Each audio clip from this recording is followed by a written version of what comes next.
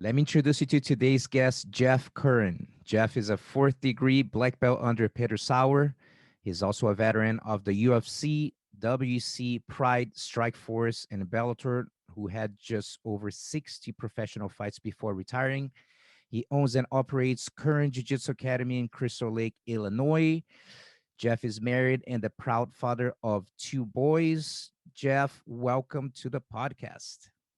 Thanks for having me, man. I'm sorry about the last time we that I had to cancel on you, but we were in the middle of construction here, so it's good to finally get with you. Right on. So tell me more a little bit of what's going on with the academy, with the madness of the pandemic. I know that a lot of people who listen to the podcast are jujitsu practitioners who do have a lot of entrepreneurs. That's kind of like the beginning. That's what the idea get Mhm.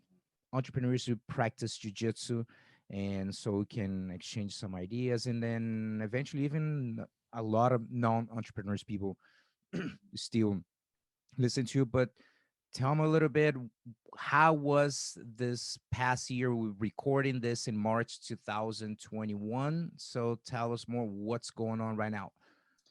Well, about a year ago to the date, I think tomorrow will be the 1 year exact.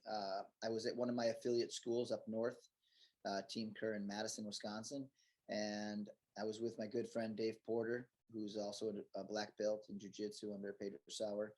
And I was coming back with him. We were driving, and he started telling me about him and his partner's school out in Seattle, um, Bellingham BJJ, and he's like, "Man, I think we're gonna have to close down for a week, maybe two." And I said, "Really? For what?" He said, "That coronavirus." And I said, "Yeah, my wife's been talking a lot about it." I had just gotten back. We just did I think, fifth annual BJJ retreat. I had 96 attendees in Florida, and we just cleared that by about 2 weeks. So I was like, "Oh, thank God I got my retreat in and didn't have to cancel on 100 people and refund money for 100 people and that kind of loss." But by the time we got back from the drive, um, I talked a little bit more with my wife I and some of the guys, and I said, "Man, I think we should close for a week too, just to be safe." And we put a notice on the door that we'd be closed for a week, and that was it. A week turned into, well, it stretched out. We got to open back up kind of on a partial basis, June 5th. So, however many months that was from March till June, April, May, June. Was it three? April, May, June. Yeah, so maybe we went about 4 months before we can open up on a partial basis. And even then, we weren't supposed to be doing what we were doing. We were just, I had to make the decision to close my school. I had a nice brand new facility that we had just started 2 years ago to date. Man, I had to let it all go. The landlord wasn't working with me. Man, He wasn't gonna make a new deal for us, and my rent, the way rent tiers up, it wasn't gonna be going down anytime soon. So after doing Zoom classes and live streams and anything we can to be in touch with our students, eventually I just decided, it's probably going to be best that we let this place go and I find a smaller scale place, that because we don't know what the new normal is going to be and we don't know what the response for people getting back to human contact is going to be like. So I made the hard call. We closed up. I left everything behind. It took me a week to move out. And after we moved out, we started, thankfully, one of my students is a pastor at a local church. So he gave us a little 600 square foot room. And I brought my mats there, just some of my portable mats.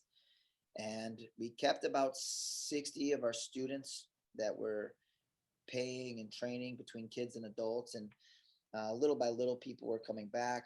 But still, we have about 250 people on hold man, and or canceled indefinitely.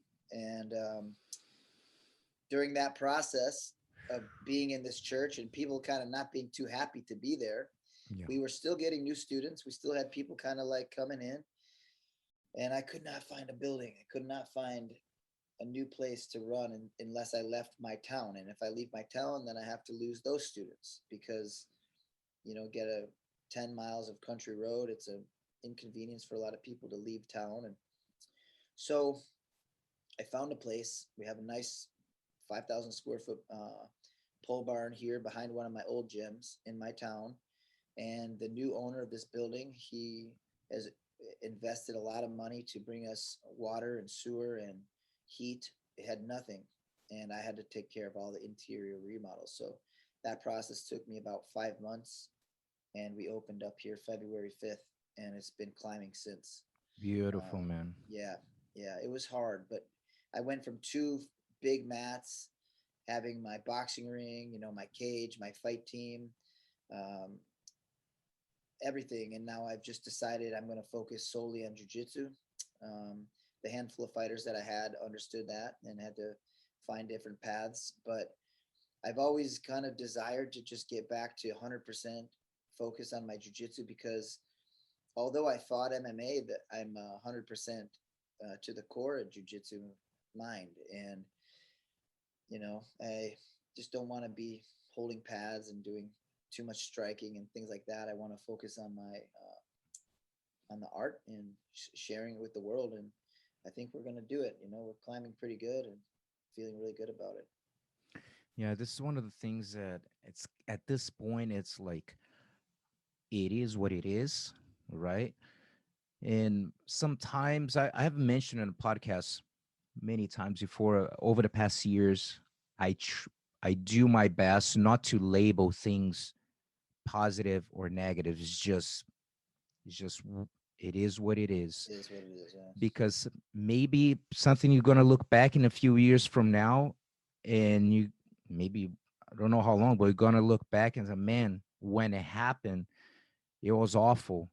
But I'm at this position today. I had to go through that moment to be where I'm at today. So was it negative? Was it positive? So it's just a fact. It's just what happened. So I feel that in the future we're gonna look back and man, it was. I try to see more as an undesired outcome than negative or probably just like I really didn't want that to happen, but it actually did. But now I feel that this is going to put in a different level, like I said, going back to your roots, going back to jujitsu. Maybe if he was not the way that he wanted, but that's the same way that I try to look at things here. I think so many businessmen took a big hit, and of course no one wants to hear like, what do you mean Gustavo's not negative? And it's just positive. It's just it is what it is. That's what happened. It's an undesired outcome, and you got to do the best we can and move on. It is Yeah. what it is. So let's go back to the beginning, man. When did you start martial arts? Did you start anything before jiu-jitsu? How was it? Yeah. Well, to kind of cap off the whole situation with my school, it's, you can understand this, better than anybody. We use jujitsu in our real life. And when we train and have a bad day or an injury or a loss, you come back the next day and you know it's going to be better someday. You go to a plateau in your training and you don't feel like you're climbing, and then all of a sudden you come out the other side and like, man, all that time I was getting better. I didn't even know it.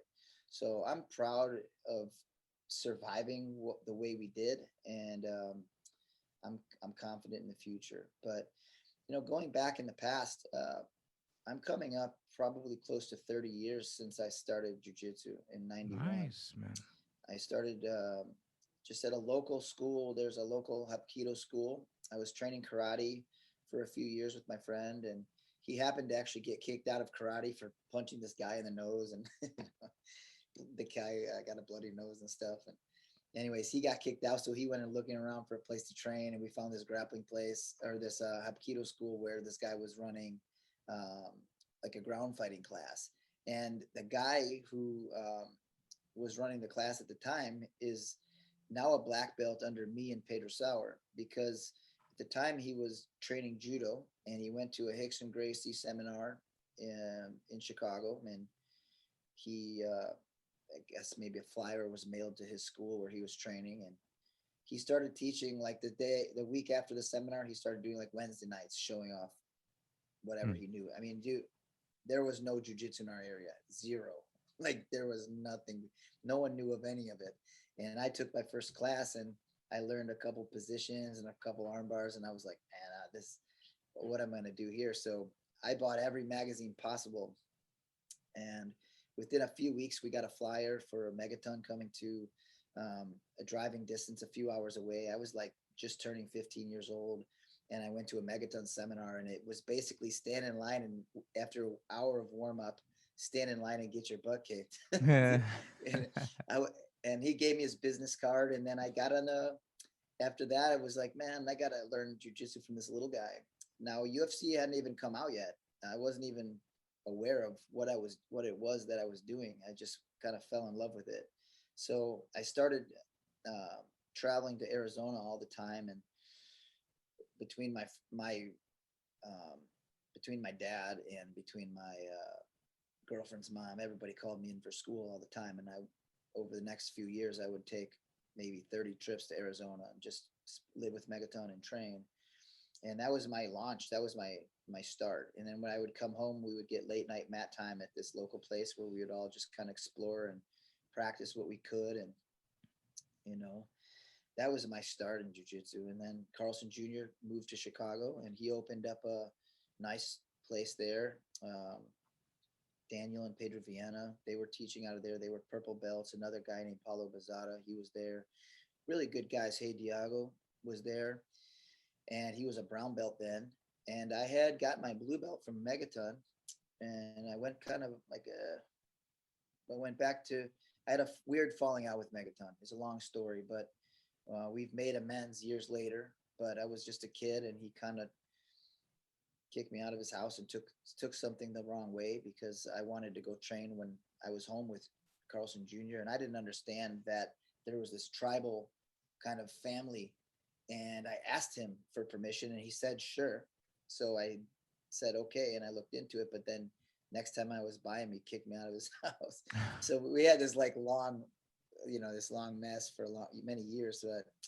So man, it was a rough time because I had to drive almost 2 hours to the city to train with Junior, and it was great. He was teaching lots of classes. Hay was teaching lots of classes as well, and I'd take private classes. Like Hay would work with me almost every day before class. If I would help him like with kids classes, then he would give me private class. So I would go there, help him with kids, and then he would teach me some stuff before classes started. But then I got my blue belt under Junior, and then about a year and a half later, maybe a year later, Junior just up and left and moved to Cincinnati, moved out of state. Nobody was really in touch with him, and then Hey Diago, he moved to LA, and I was like, man, I don't feel like I had a black belt to train under. So I felt kind of lost, and I started looking around. And for us out here in the Midwest, because we had no jiu-jitsu, we had to just travel. And I went to a Thai boxing seminar with this guy, Frank Cucci. And he said, hey, man, I heard you do jiu-jitsu, blah, blah, blah. You got to meet this guy, Pedro Sauer. He's going to be at my place next week for the whole week doing a camp. And I said, oh, I'm coming. So that was it. I went and I met Pedro Sauer. I took a class with him right away. And I never looked back. So that was when I was 18, and now I'm 43. And I've been with Pedro now 25, 26 years. Man, people don't realize how good they have right now, huh? Like, Oh man. especially traveling here, Google, okay, 10 minutes, there's a school, or 15 minutes or whatever. It's crazy. Or a video to learn, Yeah. I mean, it was nuts. Thankfully I came from a family that did flooring. So at a young age, I learned how to install carpet. So I would go work on the weekends with my uncle and make a good amount of money laying carpet. And then I would take that money and buy flights, and I would go live with Pedro. So now I was going to Utah all the time. And that was my Utah and Virginia Beach, and then Minnesota, wherever Pedro Sauer went, I went. So I was just traveling with him, and that became kind of my full-time gig. And yeah, it got a little rough, man. And when I was 18, my dad passed away. He was only 40 years old, Wow. and it was really hard on me because my brother had moved away. Um, I had a little sister 10 years younger than myself, and I didn't want to leave my mom and my sister, so I was kind of planning, once my dad was healthy and better, I was planning on moving to Utah or wherever Pedro was going to be living. But then after he died, I decided I had to stay put. And that's when he said, look, he's like, little Jeff, you can keep open a little school and I'll help you. So I started bringing him out to my school like 6 times a year. I remember the first seminar I had with Pedro, I had like 4 guys. Wow. And then like now last year he came and we had about 140. That's 2 years. awesome, man. That's Yeah. awesome. Yeah. So So now, especially you started so young, how did you get involved with competitions? Because it didn't have barely any competitions back yeah, then. So when was your first one? my first competition actually ever doing any kind of competition was like a Megaton put me in like a judo tournament in Arizona, and that was the first time I got to compete. I was so nervous, but I also didn't care because I knew a little bit of the rules of judo, and he just kind of gave me some strategies and stuff. And I was in like an open class black belt division, and I won like 6 matches, like just pulling guard and triangling guys, Yeah, making an attempted throw, try to throw the guy, and then yeah. yeah, and triangles and arm bars, and nobody knew the mat very well, and that was my first time. But in America, in in the Midwest, we had, and I would say in America too, because I'm sure you had a little more options in Brazil, but in America there was nothing. But in the Midwest, a lot of wrestlers, a lot of guys that were making up rules and putting on different types of grappling events. So anyone that came up, I went to. Um, and then then UFC came out, and I was in my friend's basement, and we all got money together and bought a pay per view. And I watched Hoist walk to the octagon, and I watched the whole promo story. And then I looked at my friends and I said, I got to do this. Hmm. And this is it. I want to go represent jiu-jitsu so bad. Like I can't explain it. And that's kind of started it. I started looking around, trying to find somebody that would like manage me and get me opportunities. And that's when I met this guy, Monty Cox, who's like the original Yeah. godfather of MMA. He put on this show called The Extreme Challenge, and Mm-hmm. he let me come and do an 8-man tournament.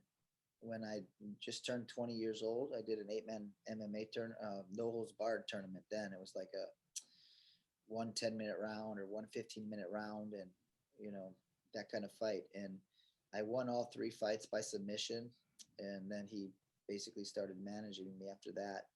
And I actually have like 107 MMA fights that I can track back to, but I only have the record of 55 or 54 or 55 on sanctioned bouts, but Yeah. going back well over 100 fights. So we were fighting all the time everywhere, and sometimes 4-man, sometimes 8-man tournaments, and Dude. it was brutal. Bigger guys. Now tell me how was mentally speaking. First time you go for an MMA fight, and of course, not just one fight; it's 3 fights. I cannot even imagine going through an MMA tournament that you finish. You're like, oh, we're not done yet. You have to fight, not just grapple that you're tired, you tap out. Like, no, you can actually get seriously hurt. Mentally, how was for you the experience of going there for your first fight? I was so like, uh, I don't know if it's just how I came up in my life, but I also was, there's that saying, ignorance is bliss. You don't know any better. You don't know what can happen to you. I got you. Your frontal lobe in your brain is still opened up or whatever. You don't make really good decisions. So I was just making bad decisions and fighting because I could handle it. It's the better I got, the more nervous I got. The more my career went on, and I never wanted to take easy fights. So I always was trying to push my manager to get me something big, something that can, get me not even money, just more exposure or get me a better event. And then I started having a lot to lose. He called me up one time and he said, so far back that at the time I didn't even have email. So he called me and he said, "Hey, did you see the news?" And I said, "Where would I see any kind of fight news?" And he's like, "Oh, on Sherdog or one of whatever full contact fighter rankings came out." And I said, "There's rankings?" I had no idea. He said, yeah, you're number 9 in the world. I was like, what? Number 9 fighter in the world gets $300 to fight. There was no money in it. So, but I thought it was really cool. And that's when I put pressure on myself. That's when I said, if I can be number 9, then I'm going to try to be number 1. You know, so that was a cool time for me, just to have that drive, you know, have that challenge in front of me. What was a fight? Do you remember a fight that things kind of turned around for you as far as confidence? That sometimes you go through different moments in your career that it's like a validation in a way. You compete against, you fought someone that was more experienced than you or something, but there was a moment of validation for you that things starting to kind of move on. What is a fight that comes Yeah. to your mind? You know, honestly, my fight in UFC 46 with Matt Serra was kind of a fight that launched the rest of my career, because when I fought him, I was winning a lot. Like I had a good amount of fight experience. I felt really good, but I was fighting much lighter. And then they needed a replacement, and my manager called me and said, "Hey, do you know anybody that could fight Matt Serra on 9 days' notice in the UFC at 155?" And I'm like, "Me?" He's like, he goes, "Aren't you? Don't you want to stay at 45?" I said, "Not for the UFC. I'll go up. You know. Plus, it's only 1 week. I don't even have time to be afraid. I'm just gonna go." And I knew I could handle Matt, but I knew he was going to be a lot of like pressure because of his size. And I was actually like ready to prove myself that I can go up against somebody of his level at the time, um, and not get submitted and not get knocked out and possibly even win the fight. So that loss actually set me up. It got me a lot of exposure, and a lot of people realized that I have good jujitsu, and it was MMA jujitsu. But I spent my whole life, I train in the gi every day. I never gave up jujitsu to train for fights. It was very much like year-round thing for me to be training jujitsu and teaching class and even doing tournaments up until maybe brown belt. I had to stop competing because I was in some big fights and I didn't want to risk maybe having to pull out, and I was relying on the money at the time. So that Matt Serra fight validated me, I think, to people, but um, I kind of left kind of upset with myself that I didn't do better. And there's times where I'm trying to get up the whole time and I can't get up because it's just, then boom, I get up. I'm like, why didn't I get up sooner? If I got up now, why didn't I get up then? And you play head games with yourself about the match. But yeah, I think that validated me with people. But I think the thing that kind of drove me to continue fighting my whole career is none of the fights ever really validated myself to me. Mm. When I retired all 3 or 4 times, I never felt like I finished what I set out to do in the sport. And I always felt like um, I fell short of my goals for myself. So I think that's what kept me focused and working to try to always win and get better, was, I guess, never feeling like I made it. Do you feel that were you able to perform how you train? Because it's something that happens in whatever, many all sports, that sometimes people are not able to perform the way they're training. Do you feel that you got close to perform your best, your potential, or like you said, the pressure of the responsibilities are getting a little heavier on you, maybe kind of blocked you from being your full self from the academy? I think most of the time, uh, you know, I I started my school when I was 20, right? So I had I started my school when I was 20. I started my school about 6 months, 4 months later. I had my first fight, that 8-man tournament. So I started my school when I was 19. 4 months later, after I turned 20, I had my first 8-man tournament. And then a couple months after that, I had my first student try some local fight, and do some amateur fight too. So I've been coaching my whole life, since through my whole career. I was traveling with my team, cornering every weekend, and I was always like not prioritized. So my Mm.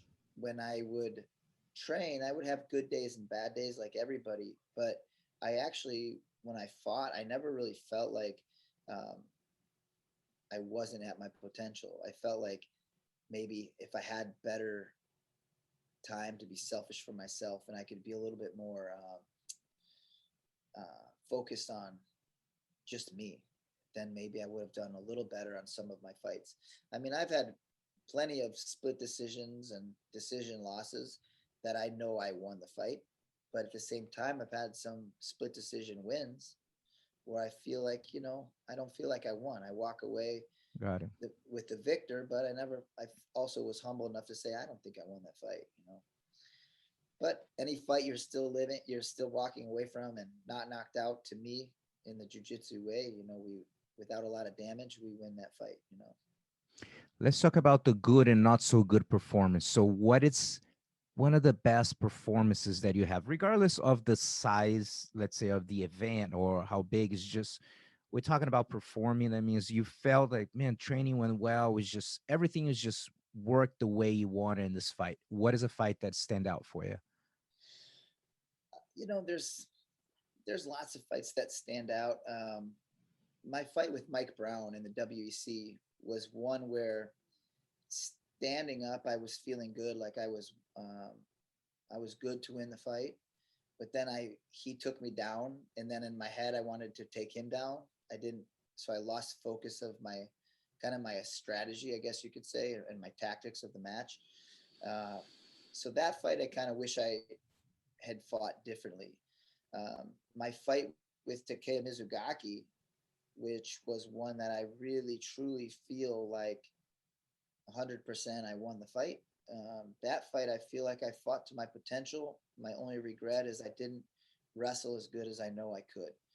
So I don't really have like, it's just, I never really have a fight where I come out feeling like, man, Jeff, you did really good. Got it. If, I always come out going, I should have done this better. I should have done that better. I come out of fights happy I won. Don't get me wrong. You Mm-hmm. know, I've had some rough ones. Going back to this one experience where I fought this guy Jason Dent, who actually went on, I think, to fight in the UFC or the Ultimate Fighter. But Yeah, I J- remember. Yeah. Jason was like another Midwest tough guy, and he had this like Chuck Liddell style. He threw his hands really hard, and he punched me he like hit me in the orbital early in the first round, and I could barely. I had no idea where I was, and then you watch the fight, and I duck under a kick, and it just kind of grazes my head. And then I take him down, and I start just kind of being really aggressive because I felt like I had to win the fight, And then the fight was over, and I went to my corner and I apologized, and I said, guys, I'm sorry, I can't believe I didn't pull this one off. I thought I could beat him, and they're like, and I said, I've just ended up on my back the whole time. I feel like I took all this punishment, and they're like, Jeff, you were on top of the whole time. You won the fight, Wow. And I'm like, thinking back, I'm like, man.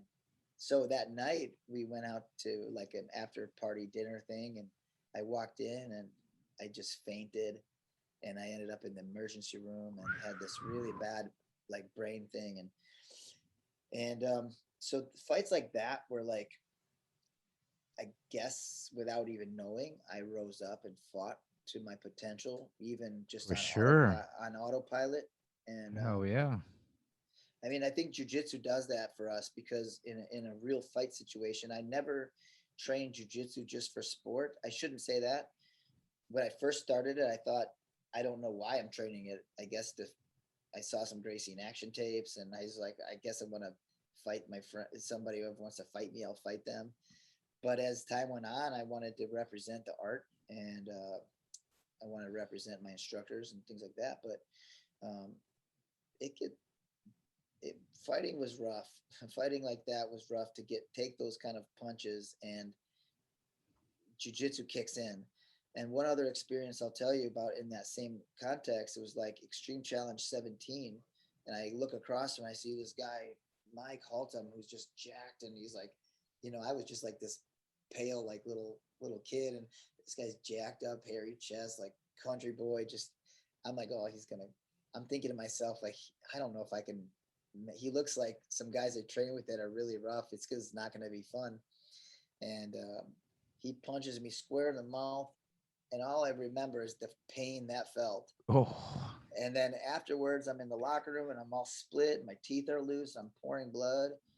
And I said, God, man, what happened? I can't believe I let him hit me like that. And everyone starts telling me, good fight, good fight. So I caught the guy in a choke and put him to sleep. So he punched me.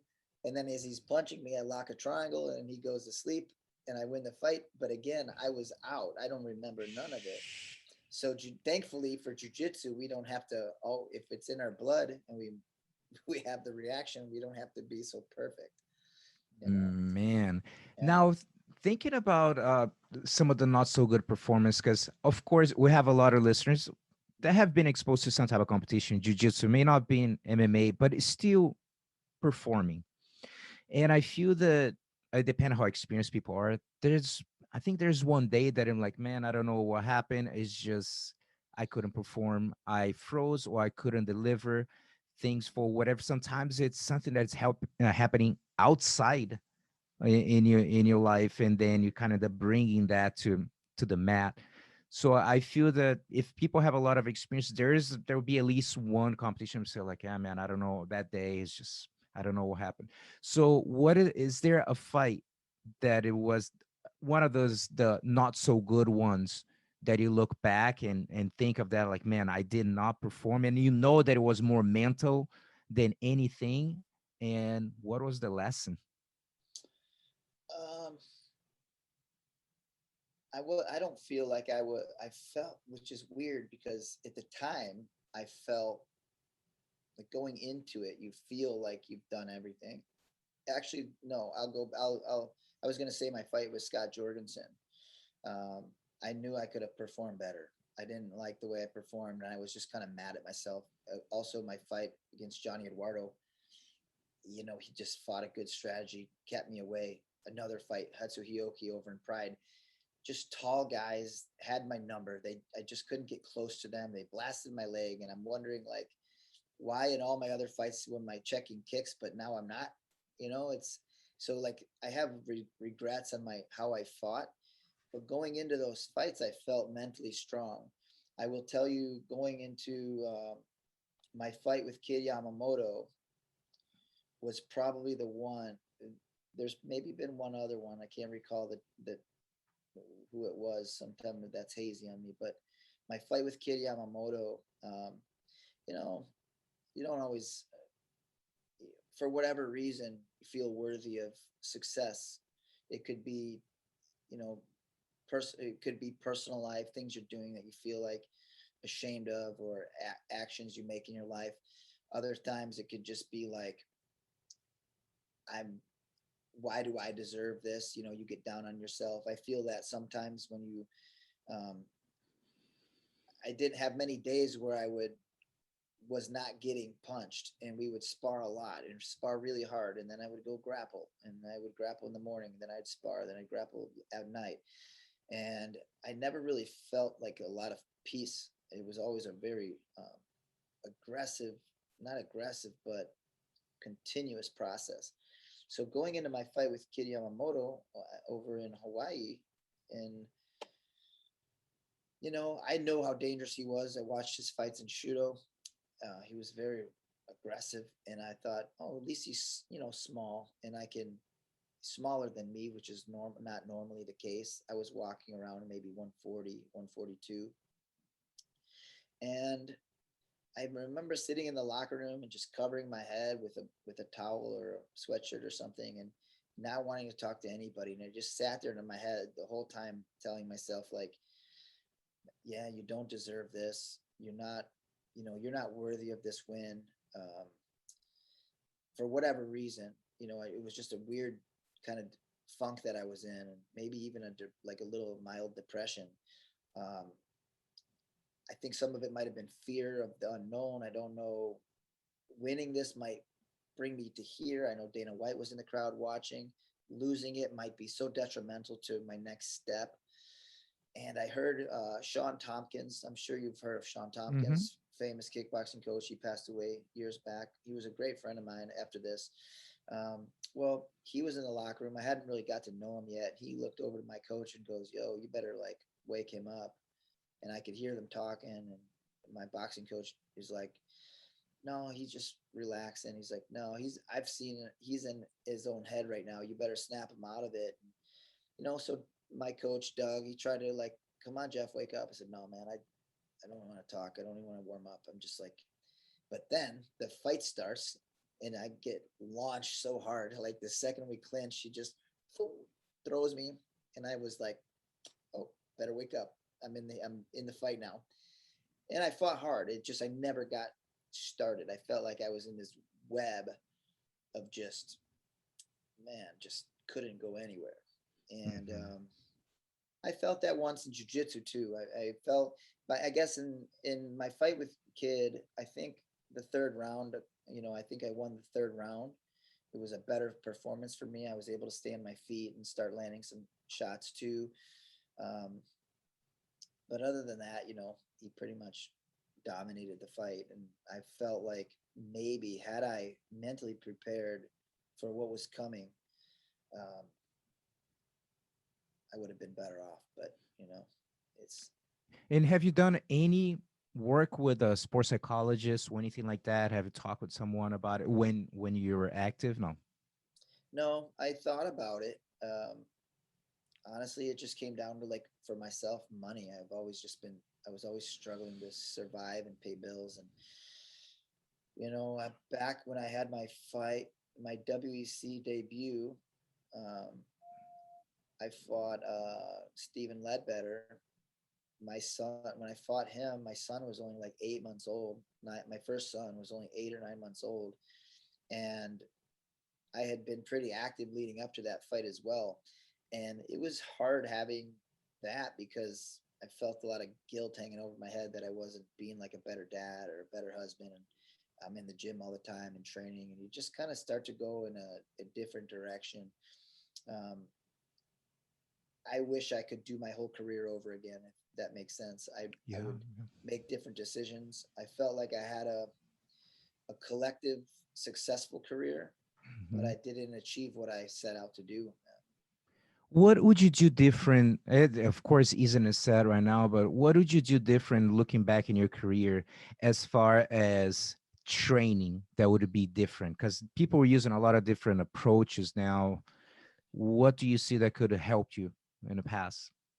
I think the first thing I would have done is just prioritize myself a little bit. I had a big fight team, a lot of good fighters went on to be successful and just have good careers. And some had short careers, some had longer careers. Um, that was one thing that I don't regret because I loved it. It was a time in my life I don't want to ever forget. But I wish I could have had two different lives and just woke up, trained, went to home and rested, and went back to train again. I probably would have trained a little less than I did. I trained a lot. Uh, I also, I think the one thing that I wish I could have changed was not being the sparring partner for so many years for my guys. I had a lot of lighter guys get really good because they could train with me and some of my other really good lighter guys. So even though I didn't have a fight, I was going into sparring all the time. And if somebody that was supposed to show up for a hard sparring session didn't, then I have to jump in and be it. And I would just go into my own training with just headaches and just like not even wanting to be there because my last few fights that I had where I fought, Burnout, basically. Yeah. yeah, and had just ringing. So where I'd be like, turn the lights down. I can't even stand the light right now. So I would just change maybe that. I had a lot of my last fights when I fought Scott Jorgensen, although I wish I performed better, I enjoyed the I enjoyed my training for that because I had two injured hands and I couldn't do a lot of like live hard sparring. So I just kind of put that off to the side and I drilled a lot. Um, and then I enjoyed the locker room time. I enjoyed the fight week. I tried to take it all in. And the same thing when I fought Pedro Munoz in the RFA. After I after that fight, I retired for the first time. But that was a 5 rounder, and I took that on 3 weeks' notice. Well. and I cut 30 pounds, and we fought 5 rounds, and going into round 5, it was even. And then round 5, I took a bad knee, and it was, mm, it was a weird fight, but I, I just, going into that fight, I enjoyed the whole fight week, enjoyed the whole process. Good. Every fight that I decided to do after that, even though I had been retired, I just tried to enjoy it. And I wish I would have done that when I was younger, because I took it so serious. Although I think you have to, Yeah. like, fighting, but I wish I would have just. Um, I also tried to make everybody's experience good. I would rent a car and drive everybody to dinner, and even though I couldn't eat and I was fighting the next day after weigh-ins, I'd eat clean and take everybody out to a nice dinner and let them have drinks and do whatever. And I just always wanted everybody around me to be having a great time and enjoying it. I think maybe I would have just been better off just isolating myself a little bit more, but can't go back. Got you. And what about the moment of the transition of you stop fighting to focus on, now we're going to talk a little bit more about business.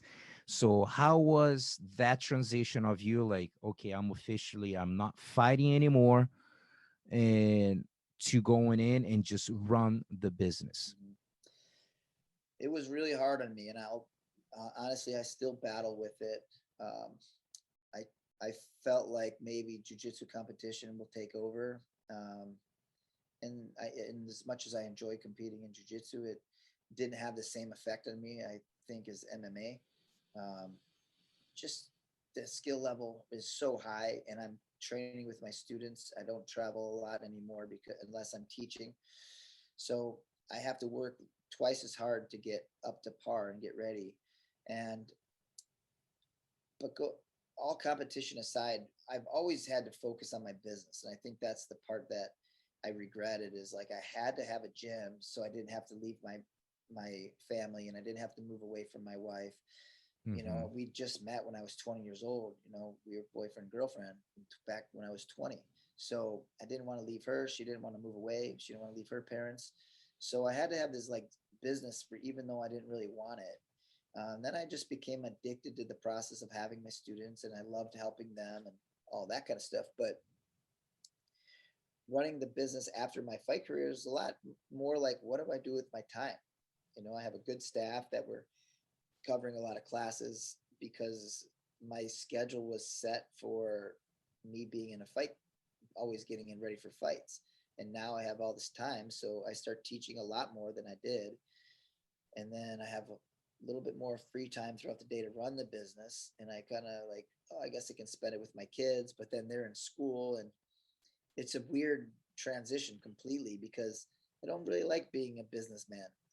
I like running my school, but being a business owner is not really was not my desire. My desire was to have the freedom to train and stuff. So, but I love what I have, and I'm grateful, and I work really hard to keep it good and all that. And then when COVID happened, I had to do that like pandemic pivot, and I had to decide, like, when we open back up, do I want to have everything I had before, or do I want to use this as a chance for me to just be a purist like I am in my heart and in my brain for jujitsu, because I don't like, I don't, there's two programs, there's two full staffs to run, and I don't want to be some, you know, for lack of better terms, I don't want to be half-ass Got it. striking program, half-ass, a couple fighters here and there doing amateur fights. Like I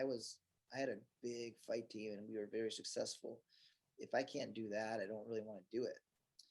If I can't try to be the best, I didn't see the point. And just, I don't want to just have fitness kickboxing and things like this. So now, with my focus being jujitsu, I can share my jujitsu with my students, and I can hopefully change people's lives and help give them, the inspiration. And if they want to become fighters someday and they're really good, then I'd have their back, of course. But I don't want to be a farm. I don't want to just house fighters. And I had dorm rooms and brought in training partners and coaches and doing all this stuff. And 7 weeks in a row traveling for fights, and then I fight on week 8.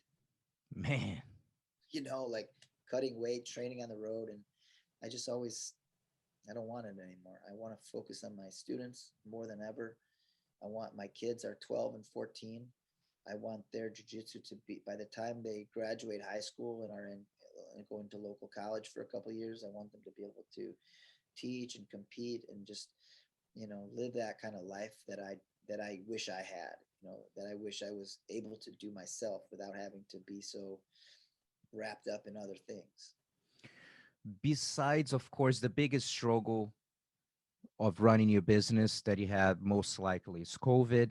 But now, taking COVID out of the way, now we mentioned another struggle when you ran your business was the traveling and fighting and all that kind of stuff. But what is a struggle that you had during all these years that nowadays you can basically learn from the mistakes, so now within your place you don't have to run into the same difficulty before? Sometimes it's just learn how to deal with staff or marketing or whatever. What Yeah. is something that comes to your mind as far as struggles in entrepreneurship? Uh, that's a good question. There's probably more than one, but one stands Absolutely. out. One thing that stands out is my responsibility to not only train my fighters, but to like mentor them down the right path and work with our manager on getting them the right fights and, you know, being responsible for somebody else's like success or failure and multiple people at once was cutting that out has given me a lot more clarity. It's hard for me because I want to be there for them and I wanted to be, you know, but my dream was never to be the best coach in the world. My dream was to one fight at a time, have everybody be good, and do well and come out safe and stuff. Now my goal is I want every student to come in here and just look forward to being here. And by trimming out some responsibilities, um, I feel like I have a lot more. I'm teaching a lot more because I'm going to be covering 90% of my classes, but it's all jujitsu, all in the same mindset. It's always in the same message. Um, Maybe even integrate some striking into my jujitsu to make sure people can feel the realistic stuff. But ultimately, not being responsible for a fight team, not having a fight career of my own that I was very selfish with in my brain and my mind and my heart to weighing over me, having those out, I have a lot more focus. So I would urge anybody that has a business, it's like tearing the band-aid off. You got to do it. I told my partner today, and I told one of my other good friends yesterday. I told them both. I said, listen, when you lose students for one reason or the other, one of my black belts, Joey Deal, he just opened up a school. He had a great opportunity, gave him 100% support. He's representing me. He's been my right hand man for 15 years. He's now 45 minutes away running his own club. He's on week 2. And little things like that, as much as I'm proud of him, they hurt me. They're little cuts to our daily, because he was a big part here of teaching and stuff like that. But eventually, the scar, the bleeding stops, the scab comes, the scab leaves, the scar heals and fades away. And that's just how it is. Life goes on. Everybody's going to progress and move forward, hopefully. And then that just tells me I did my job right. And if you have a business that you have, whether it's a gym or whatever, I used to have a full-blown weight gym. I used to have treadmills and everything for parents to work out on during their kids' classes. I just had to cut it and say, we're focusing on the students. It's not for spectators can watch, but I'm not having a weight gym. I'm not doing everything that you wish I did anymore. I'm doing Try what to I want making to do. everyone happy, right? It's can If do I'm it. if I'm happy, my students are going to be happiest. They're going to be most beneficial, biggest beneficiaries of that happiness. If I'm unhappy because I'm not managing all these things that I'm doing to make other people happy, then I have to go home kind of unhappy, stressed out, tired, not happy with the way things are operating or looking. It's hard trade-off. I got to put myself and my family first, and my students for sure. Now, I know it's a tough question sometimes to come up with an answer right away, but what is one of the best piece of advice that you ever received? And doesn't matter if it's life, jujitsu, business, something that you just make, let's say, just kind of stuck with you. Then you're like, okay, I'll keep this piece of advice. Well, my dad was always very hardworking, working guy up until he got sick, and he was always gave me that general good advice that if you want something done right, you got to do it yourself, kind of attitude, and that always just and don't put off today. Don't put off till tomorrow what can be done today. So work wise, if I know I can do something now and I don't have to put it off till tomorrow, I jump in and do it and get it out of the way. So from a work standpoint, that's just basic advice that's gone a long way with me, along with lots of others. But um, Pedro Sauer taught me a lesson one time back, probably when I was like, I don't know, had it been like 20 years old, maybe purple belt, 21 years old, purple belt, something like that. And I, for to keep it short, there was everything that could go wrong in a 20-year-old's life was going wrong for me. Um, the, I was in Utah all the time with Pedro. I was there for 4 months, and then um, I had to go back home for a week, and then I came back for a week, and things were just way more than I wanted to be dealing with at that age. And I kept trying to talk to him about it, and he's just like, "Let's go train." And then he kicked my ass for like an hour, and I'm like thinking like he knew what was going through my mind. Why is he like literally like not hurting me, but like making me so tired and just choking me constantly? And he was just putting it on me. I'm like, what brought this on? Like, what did I do to him? And Hmm. he just gave me a hug afterwards, and he said, "Little Jeff, just remember, it could always be worse. You come in here with all these problems, and now look, who knew that it was going to get worse for an hour? Then worse, your worst nightmare, And it's like, yeah, it's pretty good advice. But so I always remember that too. Like, it could always get worse. Be happy with being alive. If you're above the dirt, you're good. That is true. Now, do you have the habit of reading or listening to podcasts or audiobooks or anything like that? Um, yeah, sometimes I do, and I don't read very often. I'll get through a few chapters of a book that interests me and then kind of get out of it what I wanted. Mm-hmm. And then I'll just like, I get this weird, like, I don't want to forget what I just read. So I shut off the book, or I close the book and, shut off my brain from trying to learn more stuff. I also feel like I have a problem sometimes when I read a lot. I don't remember anything. I'll get like, I've been reading for 20 minutes. I have no idea what I read. Mm. Then I'll go back and reread it and try to process it. So I don't feel like I'm a great reader, which is weird because my wife's a teacher and she's a librarian and she reads 24/7, and we're opposite. I don't ever like to read anything. I like listening to podcasts. I like to read, I like when competitors or fighters or just good teachers, like in our industry, when they write long-winded posts or something like that. I love reading stuff like that. I'm more of like back in the day, I was more of a magazine guy. I would just like get Okay. a magazine and read an article that fit something that I was looking for. But I'm not more of like a casual reader, more like if I'm seeking something. Yeah, I'm not a huge I do read, but I think I do better with audiobooks. Mm-hmm. But I do force myself to read. But that'll be something for you to experiment. Just pop up. And I listen more than once because just like you, sometimes they say something interesting and I'm Yeah, gone. I'm gone for a couple of minutes and like, dude, I have no idea what was said in past 5 minutes, and then I have to go back and listen right. to it. But I have to listen definitely more than once. That would be something for you to explore too. Yep. And as far as podcasts go, when a topic or a person is being on the podcast that I want to listen to, either watch or listen to, I definitely try to find time to, whether I'm driving or if I just sit in my office and I just kind of squeeze it in real quick. I like to I like to do my part and listen in and stuff like that. So Right on.